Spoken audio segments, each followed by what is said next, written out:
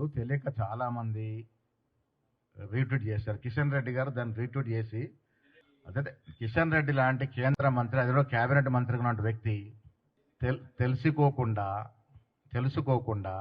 Retweet చేసినాడు. ఇలాంటి మిత్రుడు పత్రికా మిత్రుడు ఫోన్ చేశాడట, కిషన్ రెడ్డి గారు అది రాంగ్ పోతుంది, అసలు అది వాస్తవం అరే అట్లాగా సారీ సార్ అని తొలగించుకున్నాడు. స్మితా సబర్బాల్ చేస్తే నోటీసులు పోయినాయి. ఏ ఉద్దేశం చేశారంటే నేను గతంలో కూడా చూశాను, ఏదో యూనివర్సిటీ కూడా నోటీసులు ఇచ్చినట్టు. ఏ ఉద్దేశం చేసినా వారిని అడగాల. మరి ఏదో యూనివర్సిటీ ఒక నోటీస్ ఇచ్చిందని నేను ఒక పేపర్లో చూశాను. మీ ఎన్టీవీలో కూడా చూసినట్టు న్యూస్ వచ్చినట్టుంది. అది వారిని అడగండి. మరి ఆ విధంగా ఎందుకు అప్పుడు ఆవిడ అక్కడ లేని కారుకి రెంట్ తీసుకున్నారు, ఇది ఎట్లా రీట్వీట్ చేశారు?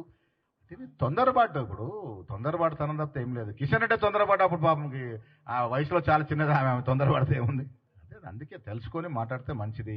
ఇప్పుడు తెలియక చాలా మంది రీట్వీట్ చేశారు. కిషన్ రెడ్డి గారు దాన్ని రీట్వీట్ చేసి అదే కిషన్ రెడ్డి లాంటి కేంద్ర మంత్రి, అది కూడా కేబినెట్ మంత్రి లాంటి వ్యక్తి తెలుసుకోకుండా